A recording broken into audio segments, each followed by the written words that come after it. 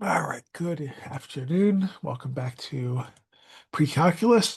We are going to figure out how to add some vectors here. So we have F1, 11 pounds at 12 degrees. We have F2 at 8 pounds. And then it looks like this 40 degrees off of the vertical, okay? And then F3, this is 47 degrees off of the vertical in the other direction, okay? And we have to add all these things up. Now, I think the most of my students in the past have said, if I put the angles in standard position, I don't really have to worry too much about signs, SIGN signs, not SINE signs, and how these things are going to work. So what we're going to do is I've got my original system here. I'm going to say, you know what, this is great.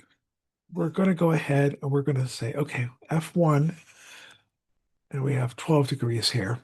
Okay, so F1 is equal to 11 pounds at 12 degrees. Okay. Now, F2 is 40 degrees from this vertical side here. So if it's 40 degrees off of this. So this is 90 minus 40. This is going to be, we want 50 degrees for F2. So we're going to say F2 is equal to, what is this thing here? 8 pounds.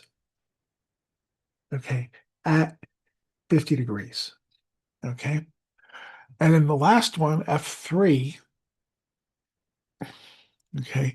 And it's 47 degrees off of this vertical up here. So I could say, well, that's 90 degrees plus 47 degrees. That's going to give me, I think, 113 degrees.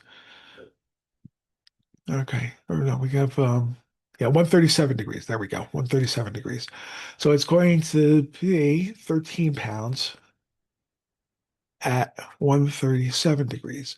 So I'm going to just go ahead and make a little chart for what we have to deal with here. So we'll say F1 is equal to, we'll say 11 pounds at 12 degrees, 11 lbs at 12 degrees. F2 was equal to 8 pounds at 50 degrees, 8 pounds at 50 degrees. Okay. And then finally, F3 was 13 pounds. F3 is equal to 13 lbs at, and this was 137 degrees, 137 degrees.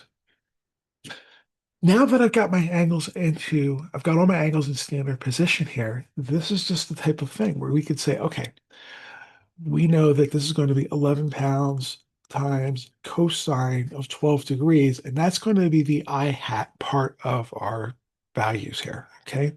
Plus, and I'll go ahead and put this, I'll put the little I hat here, plus 11 lbs sine of 12 degrees, and that'll be the J hat part of it. So we'll have the I hats and the J hats here. We have 8 times the cosine of 50 degrees for this problem, again for my I hats, plus 8 pounds times sine of 50 degrees J hat. Okay, we can go ahead and deal with all of that. My F3 is going to be 13 times my cosine of 137 degrees I hat, plus, and we have 13 times sine of 137 degrees J hat. And the idea is that once I have all of my I hats and J hats, I can just add all those pieces up and get a value for it. Okay, so that's what we're going to do with this thing. Okay, so what I'm going to do is just going to say we have 11. Actually, I'm going to do one thing first. I'm going to say, hey, let's go ahead and check. Are we mode? We're in degrees. Yes. So I'm going to say 11 times cosine of 12 degrees. There we go. Okay. And we're going to say this is going to be, I think our values are supposed to be something like, we doing this, add the vectors in the system below. Uh, there should be a little thing saying how many decimal places we're going to do here. We'll go ahead and say it's 11 point, we'll say 7, we'll say 11.7. Well, I always don't want to say everything is always 2 decimal places, but I think that's a really good break point is to say this is 10.76. So F1, we have 10.76 pounds I hats.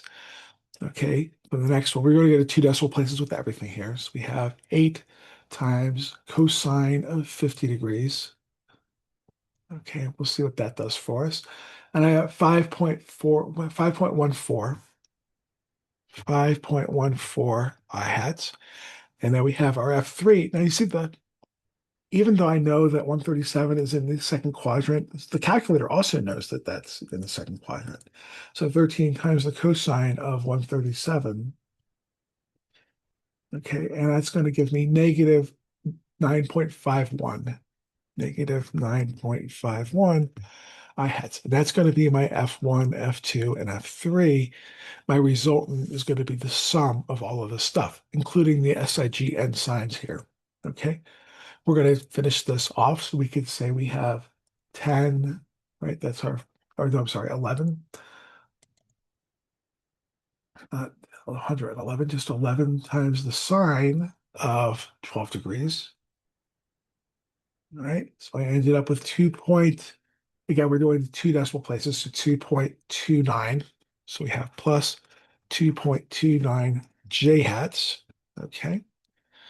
We have 8 times the sine of 50 degrees, so sine 50. There we go. And that was 6.13. Okay, so this is 6.13 j hat. Again, the calculator knows where 137 degrees is, so it's going to put it in the right position. It's going to have it facing up because 137 is still quadrant 2. So we say 13 times sine of 137. Here we go for 137. And we ended up with 8.87. Okay, so we have 8.87. Right?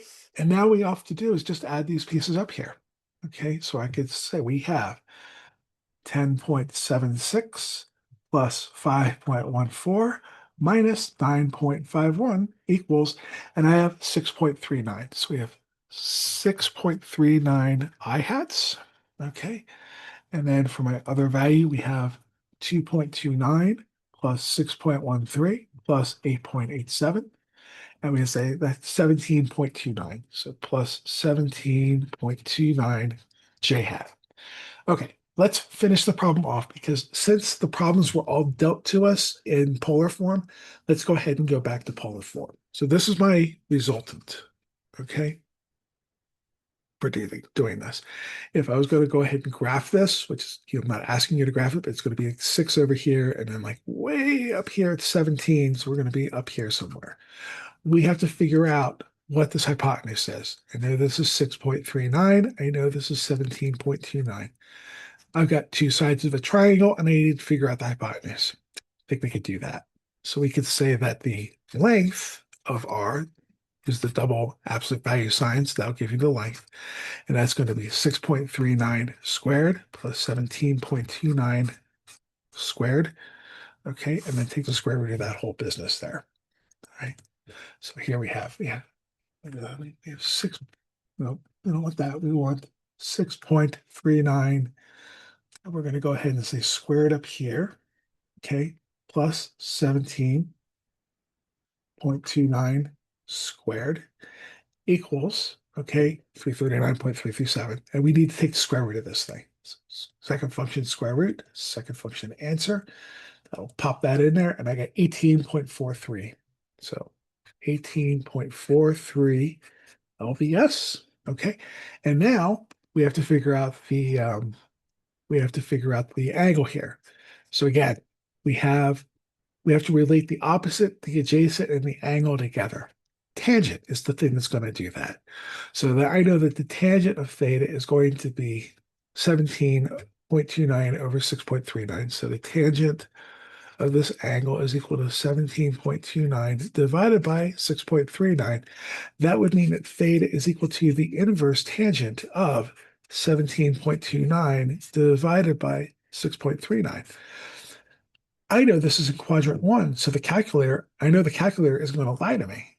Okay, so we could say the second function tangent is equal to 17.29 divided by 6.39. And I don't have to do anything fancy about like where to put it and how to deal with it. I just know it's going to be 69 we'll say 72 degrees.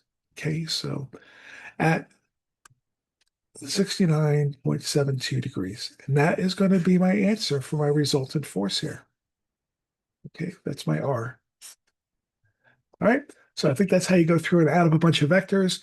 Again, most of my past students have found putting things in the standard position, putting the angles in the standard position makes the note keeping, makes the bookkeeping a very straightforward kind of procedure. So that's what I would recommend for you to do. Put the angles in standard position first, then go ahead and add your vectors up. Okay. Thank you very much for watching the video. I'll see you in the next one.